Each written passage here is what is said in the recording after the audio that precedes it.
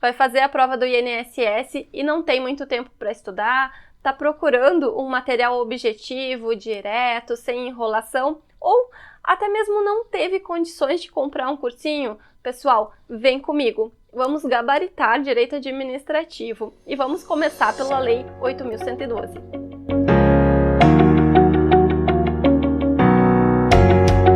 Sejam bem-vindos, meu nome é Natália. Não deixem de se inscrever no canal, curtam os vídeos. Se vocês tiverem dicas, sugestões de conteúdos ou até mesmo dúvidas, deixem nos comentários. E pessoal, ativem as notificações para vocês serem avisados sempre que eu publicar novos vídeos, novos conteúdos. Eu vou direto ao ponto porque eu sei que concurseiro não tem tempo a perder, eu também sou concurseira, então vamos lá. Eu sempre comento aqui no canal que quando eu começo a estudar para concursos públicos, é claro, eu pego o edital e foi isso que eu fiz com o edital do INSS, eu estou com o edital de vocês em mãos, analisando a disciplina de Direito Administrativo, eu fiz uma pesquisa das questões mais cobradas pelo SEBRASP nos últimos anos, principalmente no ano de 2022. E hoje eu quero tratar aqui com vocês, para iniciar essa nossa análise da 8.112, e vai ser uma análise bem curta, eu prometo. Eu vou começar trazendo então estas questões e ao final do vídeo, pessoal, vocês vão perceber que tem uns pontos que são os preferidos do CESP, os preferidos da SEBRASP. E então, ao final do vídeo, eu vou também apontar os pontos que obrigatoriamente vocês devem saber no dia da prova. E é claro, se você tem tempo disponível, o ideal é ler 8.112, pelo menos umas 2 vezes por completo, No início é uma lei assustadora, mas eu garanto para vocês que após a primeira leitura, a segunda já é bem mais rápida. E se você tiver tempo para ler 3 vezes a lei 8.112, então você lê muito rápido. Mas não é necessário. Eu recomendo 2 leituras, acredito que já é suficiente, mas eu recomendo que vocês façam essas leituras após assistir este vídeo, porque com este vídeo vocês vão conseguir direcionar a leitura de vocês, direcionar o estudo de vocês para o que é mais provável que vai estar lá no dia da prova. Mas, é claro, vocês sabem, quem estuda para concurso sabe que as bancas são imprevisíveis, por isso que eu recomendo essa leitura completa, apesar de achar que o que vai estar na prova de vocês lá no dia 27 é o que eu vou comentar aqui hoje com vocês. Então, vamos lá, vamos começar. Então, pessoal, são 6 questões, eu compartilhei a tela com vocês, não vou aparecer para que vocês possam visualizar bem o que está na tela, para não cortar em nenhum momento o que está escrito.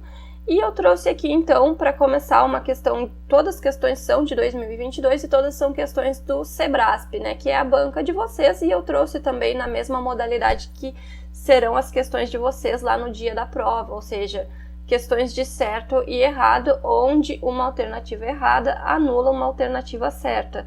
E, pessoal, eu aproveito aqui para lembrar vocês, uma dica minha, uma dica de concurseira.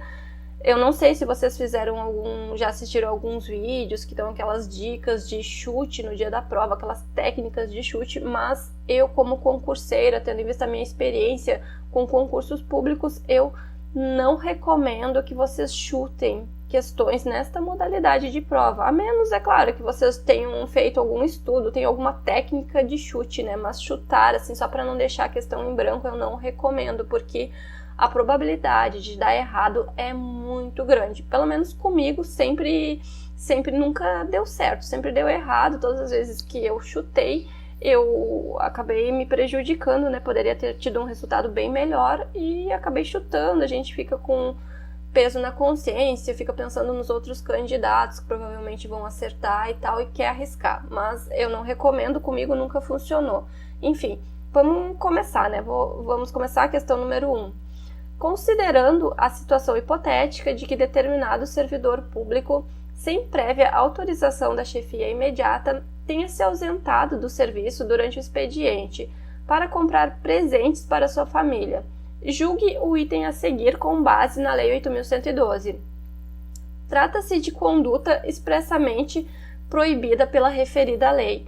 Pessoal, as bancas adoram fazer a gente se confundir entre as condutas que são proibidas e os deveres dos servidores públicos. Então, este já é um ponto que eu recomendo que vocês leiam e tentem principalmente diferenciar os deveres das proibições. atentem que deveres são condutas positivas, aquilo que os servidores devem fazer. Já as proibições já são condutas negativas, né? Então essa questão ela tá certa, realmente. Um servidor ele não pode se ausentar do serviço público durante o expediente sem prévia autorização da sua chefia imediata. Então essa questão está correta e é exatamente o que traz o artigo 117 da Lei 8.112, né, que o inciso 1º, que fala que é uma proibição ausentar-se do serviço durante o expediente sem prévia autorização do chefe imediato. E vamos para a questão número 2, também uma questão da SEBRASP de 2022, na modalidade de certo e errado. Determinado servidor público faltou ao serviço sem causa justificada por período igual a 60 dias intercaladamente durante 12 meses. Com relação à situação hipotética, julgue os itens seguintes com base na Lei 8.112. Tal situação configura abandono de cargo.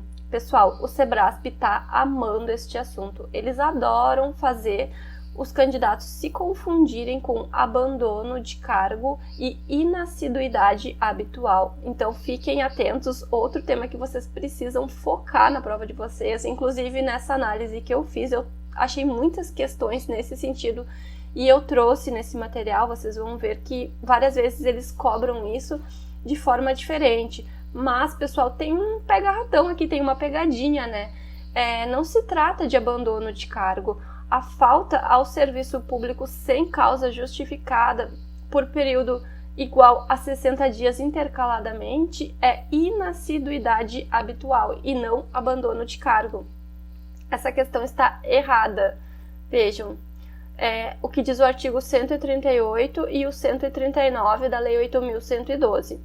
Configura abandono de cargo a ausência intencional do servidor ao serviço público por mais de 30 dias consecutivos. Então, abandono de cargo é quando ele falta ao serviço público de forma intencional por mais de 30 dias consecutivos. Já a inassiduidade habitual é a falta ao serviço público sem causa justificada por 60 dias interpoladamente durante o período de 12 meses. Então, se ele faltar interpoladamente durante o período de 12 meses, sem causa justificada, é a inassiduidade habitual. Atentem, então, para diferenciar inassiduidade habitual de abandono de cargo. Vejam, pessoal, a questão número 3 também é sobre esse assunto e assim vocês já podem perceber como o SEBRASP está adorando, né? Está cobrando muito esse tema. Determinado servidor público faltou ao serviço sem causa justificada por período igual a 60 dias, intercaladamente durante 12 meses. Com relação a essa situação hipotética, julgue os itens com base na Lei 8.112. Uma questão também de 2022. Vejam como eles têm cobrado isso. Para a apuração da conduta do servidor, será adotado o procedimento administrativo disciplinar sumário? Pessoal, está certíssimo.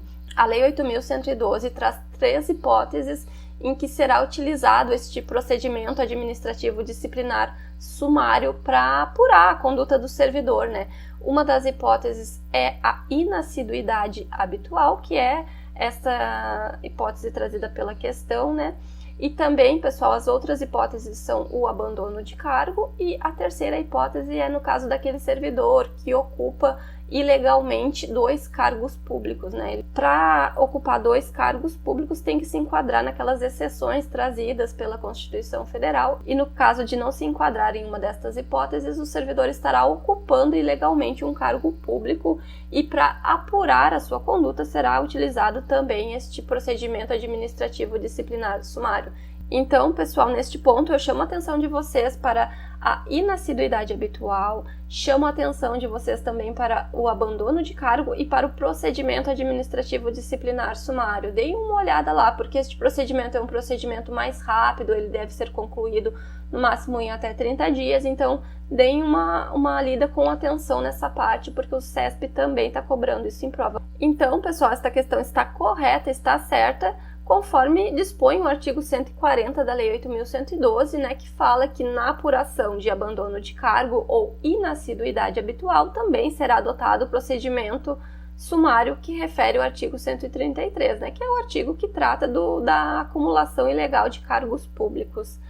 E vamos para a questão número 4.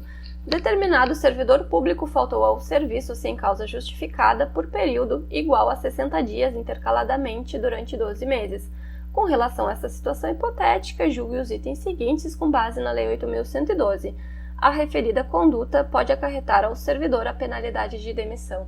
Pessoal, mais uma vez trazendo para a gente a inassiduidade habitual. Vejam como tem alguns temas que são os preferidos deles, então não, em hipótese alguma, vocês podem chegar lá no dia da prova sem saber esse assunto. Isso aqui não teve tempo de ler 8.112 duas vezes, não teve tempo de ler 8.112 por completo. Este assunto vocês obrigatoriamente precisam ler. Inassiduidade habitual, abandono de cargo e também, pessoal, deveres e proibições dos servidores públicos. Então, a referida conduta pode acarretar ao servidor a penalidade de demissão? Pessoal, pode sim, é o que essa alternativa está correta e é o que traz o artigo 132 da Lei 8.112, que traz as hipóteses em que poderá ser aplicada a penalidade de demissão ao servidor público. E o inciso 3º, então, traz a inassiduidade habitual. Questão número 5. De acordo com a Lei 8.112, que dispõe sobre o regime jurídico dos servidores públicos civis da União, das autarquias e das fundações públicas federais. Pessoal, aproveito aqui já para chamar a atenção de vocês, não tem caído muito, mas já cobraram isso em prova, então atentem que é o regime jurídico dos servidores públicos civis, não tem militar aqui, pessoal, o regime dos servidores públicos civis da União, então é o Estatuto dos Servidores Federais, né? Cada estado tem o seu próprio estatuto, então é regime jurídico da União, das autarquias e das fundações públicas federais. Então, pessoal, atentem que estados têm o próprio regime jurídico, têm o seu próprio estatuto e alguns municípios também. Mas, continuando, a exoneração causa a vacância do cargo público e ocorre exclusivamente a pedido do servidor. Pessoal, a exoneração é sim causa de vacância, mas ela não se dá exclusivamente a pedido do servidor. Ela pode ocorrer, inclusive, por um servidor não ser aprovado no estágio probatório. Então, essa segunda parte da questão aqui está errada, né? E outro ponto, pessoal, não confundam exoneração com uma penalidade. A exoneração não será necessariamente uma penalidade, né? Não é sinônimo de penalidade. Vamos continuar. Então, essa alternativa está errada. Conforme o artigo 33 da Lei 8.112, a vacância do cargo público decorre de exoneração, demissão, promoção, readaptação, aposentadoria, posse em outro cargo inacumulável e falecimento. Pessoal, não se assustem, porque nos próximos vídeos eu vou trazer diversos macetes que vocês vão decorar assim muito fácil todas essas formas de vacância e também de provimento dos cargos públicos. Então fiquem tranquilos que eu vou trazer uns macetes. E nesses concursos de ensino médio, normalmente as bancas não costumam se aprofundar muito, mas vocês precisam saber exatamente isso, as formas de vacância, as formas de provimento, né? O que é a remoção, redistribuição, substituição. Então fiquem tranquilos que eu vou trazer uns macetezinhos e vai ficar muito fácil gravar tudo isso, não se apavorem. Mas continuando, então, é sim uma forma de vacância, mas não se dá exclusivamente a pedido do servidor, né? E é exatamente o que nos diz o artigo 34, vejam, a exoneração de cargo efetivo dar-se-á a pedido do servidor ou de ofício, ou seja, não é exclusivamente a pedido do servidor. Parágrafo único. A exoneração de ofício dar-se-á quando não satisfeitas as condições do estágio probatório, então aquele servidor não foi aprovado no estágio probatório, e também quando, tendo tomado posse, o servidor não entrar em exercício no prazo estabelecido. Vamos continuar, pessoal. Questão número 6 e a nossa última questão. De acordo com a Lei 8.112, que dispõe sobre o regime jurídico dos servidores públicos civis da União, das autarquias e das fundações públicas federais, julgue o item a seguir. A reversão é uma forma de provimento de cargo público, sendo uma das suas hipóteses o retorno à atividade de servidor aposentado por invalidez quando a junta médica oficial declarar insubsistentes os motivos da aposentadoria. Pessoal, esta questão está certíssima, é isso mesmo. O artigo 8º da Lei 8.112, ele nos traz as formas de provimento de cargo público e no inciso 6º ele fala que a reversão é uma das formas de provimento de cargo público. Fiquem tranquilos, é facinho memorizar, eu tenho os macetezinhos, mas eu vou comentar com vocês no próximo vídeo. E continuando, né, o artigo 25 ele traz então que a reversão é o retorno à atividade do servidor aposentado, inciso 1º, por invalidez, quando junta médica oficial declarar insubsistentes os motivos da aposentadoria. Pessoal, para memorizar as hipóteses de reversão, a gente costuma associar este V de reversão a uma pessoa mais velha, né, um servidor idoso, um servidor que já está aposentado, porque as hipóteses de reversão tratam de servidores aposentados, não necessariamente servidores idosos, mas a gente utiliza esse macetezinho para memorizar, porque a gente sabe que normalmente um aposentado é uma pessoa mais velha, uma pessoa mais idosa. Então é isso, artigo 25, reversão é o retorno à atividade do servidor aposentado, inciso 1º, por invalidez, quando junta médica oficial declarar insubsistentes os motivos da aposentadoria, e esta questão está correta. Então, pessoal, o que vocês acharam das questões? Fácil, né? Mesmo para quem está começando agora, eu acredito que com apenas uma leitura da Lei 8.112, muitos de vocês já conseguiriam responder praticamente todas estas questões. Mas, mesmo para quem achou difícil, não se preocupe, porque o objetivo deste vídeo é apenas direcionar o estudo de vocês para que quando vocês façam uma leitura da Lei 8.112, vocês consigam atentar para estes pontos que são os queridinhos da Sebrasp, né? A gente consegue identificar aquilo que a banca costuma cobrar, como vocês puderam ver, eles adoram esta questão da inassiduidade habitual, então, obrigatoriamente, mesmo que você não leia a Lei 8.112, você precisa chegar lá no dia da prova e saber o que é a inassiduidade habitual, diferenciando de abandono de cargo.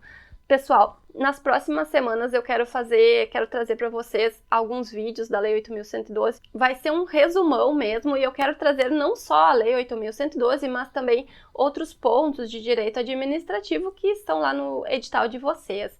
E pessoal, como a gente já está bem próximo da data da prova, né, que já é no dia 27 de novembro, eu estava pensando, inclusive, em trazer 2 vídeos por semana, não apenas um vídeo, mas uns 2 vídeos, para quem sabe a gente conseguir analisar aqui, né, resumidamente, bem objetivamente, praticamente todo o edital de vocês, claro, a parte de direito administrativo.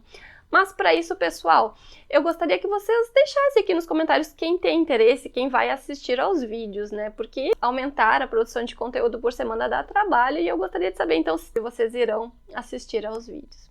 E era isso. Se ficou com alguma dúvida em relação ao vídeo de hoje, deixe nos comentários. Se tem sugestão de conteúdo, deixe nos comentários também. Se tem algum ponto do edital que você não está conseguindo estudar sozinho, deixe nos comentários que, quem sabe, eu posso fazer um vídeo e a gente estuda junto e acaba sanando todas essas dúvidas, todas essas dificuldades, né? E por hoje era isso, pessoal. Bons estudos!